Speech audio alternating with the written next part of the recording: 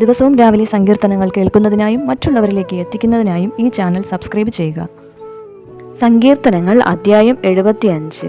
ദൈവമേ, ഞങ്ങൾ നിനക്ക് സ്തോത്രം ചെയ്യുന്നു, ഞങ്ങൾ നിനക്ക് സ്തോത്രം ചെയ്യുന്നു. നിന്റെ നാമം അടുത്തിരിക്കുന്നു. ഞങ്ങൾ നിന്റെ അതിശയ പ്രവൃത്തികളെ ഘോഷിക്കുന്നു. സമയം വരുമ്പോൾ ഞാൻ നേരോടെ വിധിക്കും. ഭൂമിയും അതിലെ സകല നിവാസികളും ഉരുകിപ്പോകുമ്പോൾ ഞാൻ അതിൻ്റെ തൂണുകളെ ഉറപ്പിക്കുന്നു.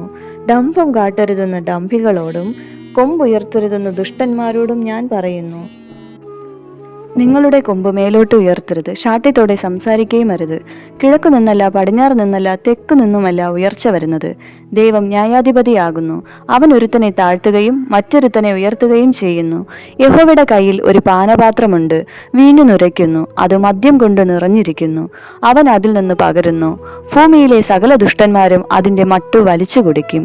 ഞാനോ എന്നേക്കും പ്രസ്താവിക്കും. യാക്കോബിന്റെ ദൈവത്തിനു സ്തുതി പാടും. ദുഷ്ടന്മാരുടെ കൊമ്പുകളൊക്കെയും ഞാൻ മുറിച്ചു കളയും, നീതിമാന്മാരുടെ കൊമ്പുകളോ ഉയർന്നിരിക്കും.